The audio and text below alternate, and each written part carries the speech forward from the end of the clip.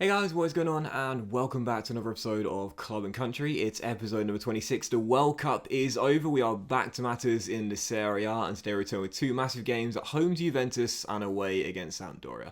Before we get to the games today, I'm going to show what happened in the World Cup, our sort of mini pre-season, mid-season friendlies, if you will, and something very interesting as well. Let's get to that first. I mean, actually, it's not that interesting, but it's worth showing regardless. It's interesting to me, because I'm a nerd.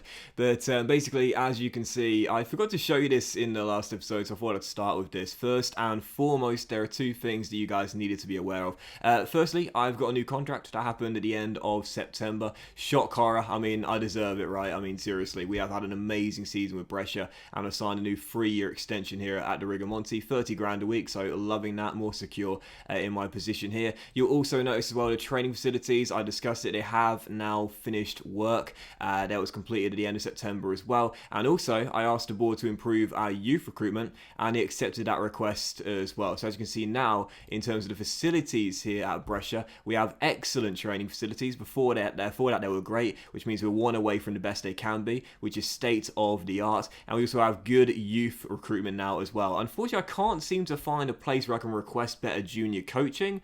I know there's a way to do that, but maybe the board just won't listen to it right now, I don't know.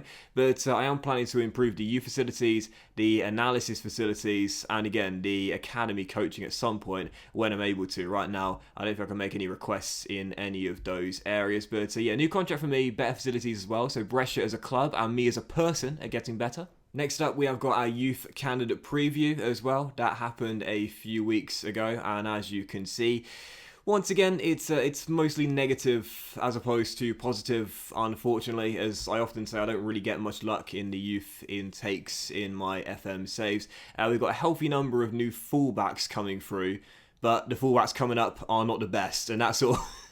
That basically just explains my luck in a nutshell in terms of youth intakes. Even when it's a positive, it's cancelled out by a negative as well, so don't get too excited about the youth intake coming in April. And as well, I asked the board for a few more first team staff members as well, which they granted my request. I've said this before, I feel like the backroom staff in FM is an area you simply cannot afford to neglect. We have the best coaching setup in the division now, apart from man management and in fitness as well. I'll be hiring a new fitness coach once I get our club to a better reputation, so we can hire a better fitness coach. But I did just hire a new coach, and that is Martin Demi-Shalis. I often get this guy in FM because he's got 20 for motivating and working with youngsters as well, and 18 defending is really nice too. So yeah, new coach to our backroom staff. What else did I want to show you as well? Oh yeah, of course, a new contract was given out to one of our senior players who has been a star this year. You know who it is. He's turned from zero to hero. Eddie Salcedo. Now, I talked about it in the last episode. This guy had his deal up at the end of 2024. And we managed to tie him down for an extra 3.5 years.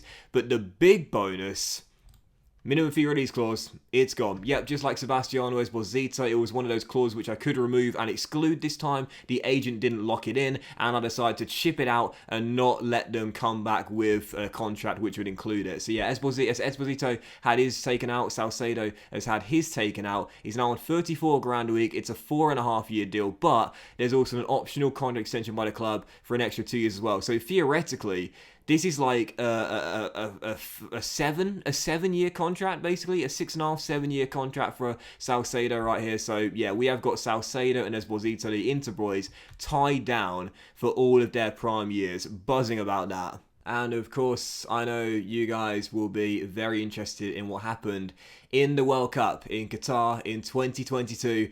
Who won it? Did we have a player go to the World Cup? Well, yes, we did. Sebastiano Esposito went there. And as you'll see, the winner of the World Cup, Italy. Of course. In Club and Country, it's a save where we want to make the nation the strongest nation in the world. It's an RTG. The first World Cup of the save, and Italy win it without my help. Yeah, I mean, don't get me wrong, I was happy because it means that Esposito has it in his profile. He's a World Cup winner. They beat France on penalties, as you can see, or as you'll also see as well. Esposito scored in the shootout too. Where are we there? There it is. Esposito scored in the shootout too. But it's like don't get me wrong, I'm happy that Italy won. But as I was processing through, I was thinking, what round are they going to get knocked out in? When are they going to get knocked out? When are they going to be beaten? And instead, they just end up going all the way to win it. So Italy, champions of the World Cup, or world champions for the 5th time. And again, it's good. But it's like, it was supposed to be with me, in like 8 years' time or so. But anyway, Italy won the World Cup beating France on penalties. And I can't seem to... How do I do this again where it's like you see it all in one? Right, sorry, this is what I'm going to show you a minute ago as well. This is how the tournament tree ended up looking in the knockout stages as well. So Italy's path to the final, as you can see, was by knocking out Paraguay in the second round, beating Spain in the quarterfinal. By the way, in that game, Esposito bagged a brace, beating the Netherlands by 2-0, and then winning on spot kicks against the current the previous holders, France. And in the group as well, as you can see the groups here, we topped the group alongside France in second place as well, as I thought it was really, really interesting indeed. By the way, the Golden Boot winner in the World Cup was shared between Kylian Mbappe and Cristiano Ronaldo. Sebastiano was joint third place alongside Lautaro Martinez and Alexander Lacazette of France with 4 goals. So the wonder kid had an amazing World Cup, helped Italy win, and I'll probably say now Sebastiano is Italy's best striker in the national team. So, yeah, this kid, man, he is without question. I said it last season, this is Esposito's team now. This is Esposito's Brescia team, and I'm so happy this year. He has got back to his best. We've given a new contract extension as well. This kid, man, unbelievable. Best player in the team, no doubt about it. And I also said it as well when we lost Sandro Tonali. I know it sounded crazy, but we've been in better shape without Sandro Tonali. It's bizarre to say that, but it's also true as well. Now, during the World Cup, as you can see, we scheduled a ton of friendlies, and let me tell you, this took a ton of time to play through as well. As you can see, we won them all as well. Had a little mini tour of Greece, then came back home, away, home, and then, of course, got the testosterone flying with a 17-0 win as well. And so a reminder for you, as we're about to close out the calendar year of 2022 and resume the Serie A season, this is how the table is looking. Atalanta, our rivals, are top with 11 wins in 13, 33 points on the board. We're only 1 point behind them right now, having a magical season ourselves. We're 1 point ahead of Juve, our opponents today, and Roma, and we're 6 clear of Napoli in 5th, though they do have the game in hand, and 8 clear of Inter in 6th place as well. So, on the back of that very long introduction, let's dive into it then.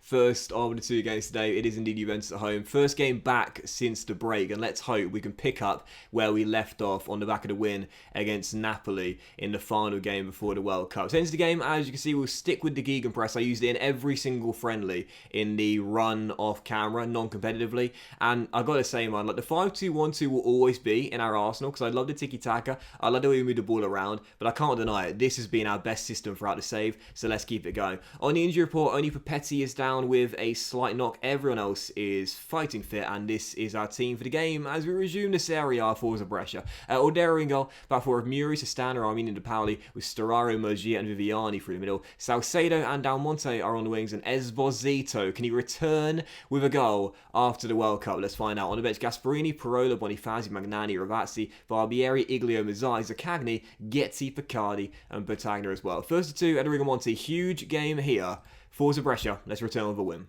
Yeah, again, I'm kind of like, I don't really know how to feel about the Italy World Cup win. Like, of course I'm happy, and of course I'm happy for Sebastiano, don't get me wrong, but again, it's like, the whole point of this series is that with all my other club and countries that I've done in FIFA is that, we build the nation up with a ton of young talent from that country, and then we eventually manage the country and lead them to success. They've already done it without me. It's like, for goodness sake, man.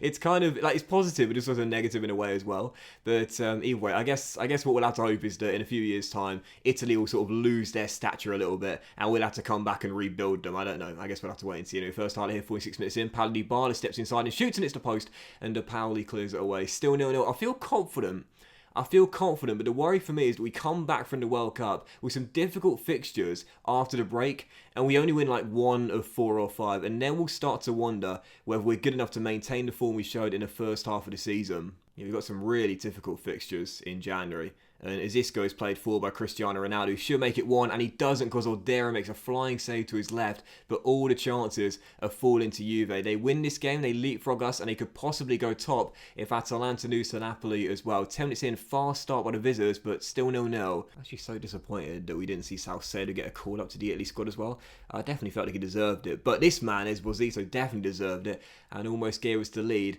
and broke his goal duck. Still 0-0, 25 minutes in. Surely someone's going to break their duck at some point, though. It's got to be Juve, hasn't it? They've been the better team so far. Toby Alderweireld beats Storaro and drags it way wide of the post, as we are still somehow tied at 0-0. I'd certainly take this result though. No doubt about it. I know a win would probably send us top, but I'd definitely take the point and the clean sheet against Juventus, the current champions. Nchum down the right-hand side for the visitors, storming over the halfway line. They look good on the counter. Muru, come across, mate. Come across. He didn't. He let him shoot from a tired angle, and I guess that's why. Still goalless. Eventful first half, but no one can hit the target. So second half's begun. All I've done so far is change Storaro and Mergia's roles around, as I never like a ball midfielder on a booking. And speaking of Stefano, he's just set up our opener. 9 minutes after the restart, Armenia heads home. As things stand, we're going top. Storaro floats into the back stick. God knows what Szczesny is doing there. That's one of those moments where you just think if the match engine was a bit better, I don't think the animation would happen that way. But it's headed in by our new vice-captain. We lead by a goal. And what a way to come back from the World Cup, man. Beating the champions and keeping a clean sheet and going top all in one would be amazing. There's a long way to go. 23 minutes, in fact, as Juve look for the level. And they might find it here. Alexandro and acres of space down left. I don't know where Fabio De Paoli is, but he's let him get a free cross out of railed shoot. And Ordero talked about it. As amazing as he is, he does have a mistake in him. Ronnie with the finish, but it should have been kept out. Top scorer of the league makes it 1-1. Our league gone in 12 minutes. I don't know where Fabio De Paoli was in the air for Ordero. Come on, mate. Got to do better than that. Case of the frosty fingers, I think, as he just lets it ricochet off his gloves and straight into the path of the Portuguese forward. 1-1. I did say I'd take the point. I did say I'd take it. And I guess I'll be satisfied with it too. Come on, Brescia, don't throw this away now. Don't throw this away as De Paoli clears it long. And Sebastiano does well to win it in the air and find Del Monte. Lovely ball through to our number 9, just about to be replaced. And Salcedo heads over his cross and behind for a goal kick. Is there going to be a late twist in what has been a really good tale? Still 1-1, 8 minutes to go, and both teams going for the winner to really put the pressure on Atalanta. Patang, the long ball. Salcedo's header just over the bar, still tied. 5 minutes in an incredibly eventful game between the current champions and the team that aspire to be champions as well. Isco loses out to De Paoli, who sends it long to Del Monte, nods on to Patagna, the number 99 off the bench. Oh, and Salcedo, that's a sitter. That's a sitter. No defending that, that's a sitter. Should have been 2-1. Oh, yes! Oh, I mean, he with a brace. I say it all the time, and I know I can sound like a broken record, but luck will balance itself out. How many times last season did we hit the woodwork? I talked about it last episode, man. I think we missed out on European football because of the fact we hit the woodwork so many times and it cost us points.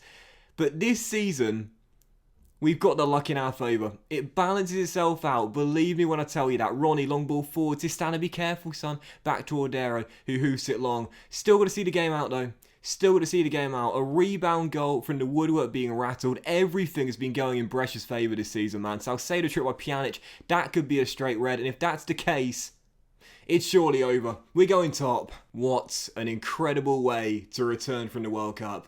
Nicolo Armini, centre-back, new vice-captain, scores the game winner. What a huge win. Brescia top of the table. People had written us off today and you proved them all wrong. Well done on a great result. The Cinderella story goes on. And after the full day's fixtures as the Serie A returns, as you can see, Brescia, after Atalanta slipped up at home to Napoli with 10 men, top of the table through 14 games. I cannot believe this, man.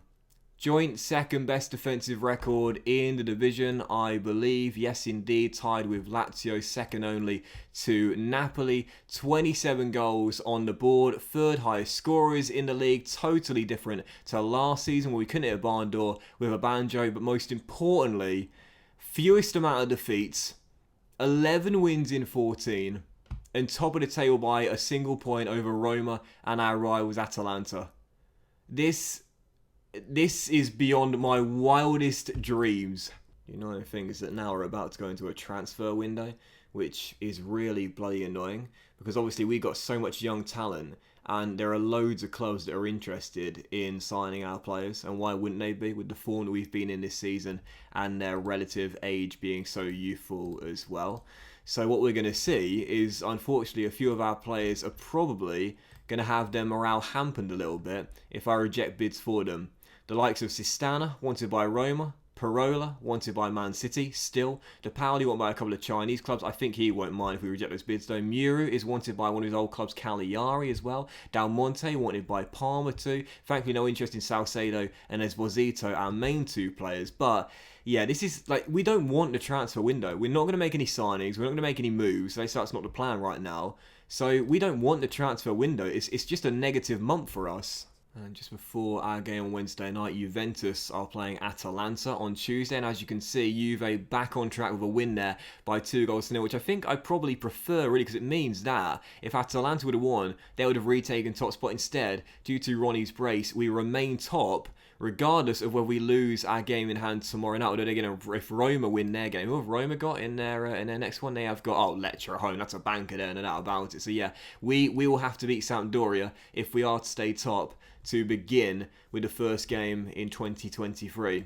Alright, okay, and this is what I didn't want. See, this is what I didn't want.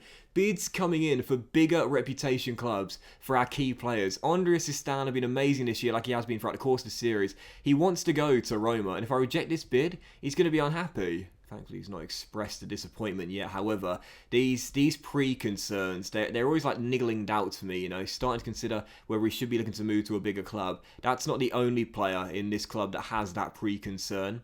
So, yeah, I mean, I'm in his favoured personnel. I'm relatively confident I'll be able to keep hold of the players and manage their morale if it does go down a little bit. But, yeah, I'm slightly concerned by this, and you can't blame me for that either. Anyway, Sampdoria, second and final game today, is look to make it back-to-back wins as we come back to the Serie A. Napoli just beat Bologna, and they still will have the game in hand after our game as well. So if we don't win, they can close the gap on us. We need a big 3 points here, and also knowing that Roma are at home to Lecce will have to win if we are to stay top of the table. Forza, Brescia. So no change to our lineup or tactics because Wild Mess were winning formula, and this is our team. Or in goal, but for a Mura, Sistana, Armin, De Pauli, Storaro, Mogier, and Viviani through the middle. Salcedo and Del Monte on the wings, and Esposito. Come on, mate. Haven't scored a goal in... I mean, how long has it been now for Sebastiano since he last scored for us?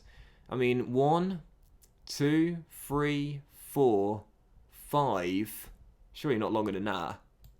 Can I even go back? Six games. 6 games without a goal for Sebastiano in this Serie A. This has got to be the game where he returns to goal-scoring form. On the bench, Gasparini, Parola, Bonifazi, Magnani, Ravazzi, Barbieri, Iglio, Mazzai, Zaccagni, Ghiezzi, Picardi, and Battaglia as well. Second and final game, Sampdoria. A win keeps us top regardless. Forza Brescia. Of course, we've got a few ex-Sampdoria boys in our lineup. Fabio De Pauli, Nicola Muri, the 2 fullbacks, and also Odero as well. All, of course, coming from Sampdoria back in Season 2. And as the first highlight falls 14 minutes here, we'll look for the opener. Viviani plays a 1-2 with Storaro and gets it straight back from Stefano. Turns his man and slides through. Oh! Right on cue. Right on cue. Ask and you shall receive. Sebastiano back on the score sheet, and all it takes is 14 minutes. No goals in 6, but now his 9th of the year. Great little ball by Viviani. And by the way, Viviani, that's his 5th assist of the season there. Lovely through ball. That is more assists in one half of the season. Don't need a second replay of him. That is more assists in one half of the season than he's had throughout his entire career with us in this save. Extraordinary how much he's picked up his game this year. He's been such a better player. 1-0 up, Esposito breaks his goal duck, and we take an early lead. And now can we double it right away? Great ball by De Pauli. And Sebastiano hits the post after the first shot was saved. Could have and should have been 2. Roma are in front at home against Lecce at the Stadio Olimpico, as we expected. No surprise there, so we need to hold on to this victory if we are to stay top of the tree through the first 15 games, approaching the halfway point in the Serie A. It feels like we've already gone over it due to that World Cup break, but we're still not there yet at the halfway stage. But as things stand, we will be staying top with the win. Armini sends down Monte down the right hand side, and Nicola whips one in. There's Sebastiano pushed in the area, penalty Brescia, a chance for the number 9 to bag a brace before the break. Referee, come on, we know it's a spot kick, just give it. There's a bit of argy-bargy there between Esposito and Ferrari. You love to see it.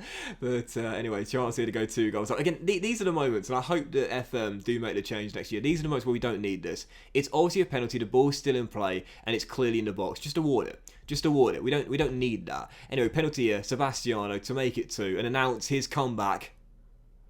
And he just about smacks it home. Mackay gets a touch, can't keep it out. Double digits for our number 9. It's 2-0 Brescia. He obviously lost his lead in the race for the Golden Boot, and he's now lost it by quite some distance due to Ronaldo being in fine form for Juventus. But there's plenty of time for our number 9 to shock the world, win the Golden Boot when he was 85-1 at the start of the season. Anyway, Emerson down the right-hand side for Sampdoria. Comes inside, crosses, and Castillejo makes it 2-1. Beats Ordera at the near post, and right before the break, our clean sheet is gone. Deficit halved. Roma 3-0 up on Lecce. Yeah, a few doubts creeping around in my mind right now, but I think we should be okay. I'll send them to the boys to break because we have been a far better team. Second half to begin, get our 2-goal cushion back, and I think we'll be okay. And Roma have now gone 4-0 up on Lecce as well, making a statement at the Stadio Olimpico. And for us, we're just trying to cling on to our 1-goal lead. Tete finds Manolo Gabbiadini with Armini to beat. He has beaten him, and he's beaten Ordero. 2-0 up, 2-2, we've thrown it away. So all the time, man, young teams, they can capitulate. Young teams sometimes can't handle the pressure. Gabbiadini dribbles around Armini, and what a strike that is for his 3rd goal of the season. Okay, it's alright, it's okay. 35 minutes to go, we've been the better team. I still believe we can get back in front here. That was me thinking we'd probably lose to Juve and beat Sampdoria with ease. That is football for you right there. Storaro, corner into the middle, headed clear by Ferrari, but straight 2 down 1. So come on, Brescia. Plenty of time. Plenty of time. Armini, looking to be our main source of goals at the moment. Heads over, still 2-2. Still time. Take off Muru, who's not played especially well, and also Murgia for Claudio Picardi as well, and operate him as an advanced playmaker, but keep him in the central midfield role. Plenty of time. Plenty of time. In fact, let's go brave. Let's go for this now. Let's go 4-2-3-1. Also play a bit shorter in our passing directness as well. Play as high as we can in our tempo. Be more expressive if the players wish to do so. And see, as we'll keep Viviani as a deep line playmaker, and see if we can find ourselves a late winning goal. Still time, but someone needs to be a hero out there. Salcedo down the left, whips one in. Headed away, straight to Viviani. Just over. Running out of time, 4 minutes of stoppage time now. De Pauli off for Barbieri. Don't even know why I'm making this change, I just am. But I think that is probably going to do it. And bloody hell, of all the games to slip up in, man. Sampdoria away. Haven't lost to them in the series so far, and yes, that will still remain the case, but this should have been a banker, man. We just beat Juve 2-1, and then we failed to beat Sampdoria. Ravazzi steps in field, shot blocked.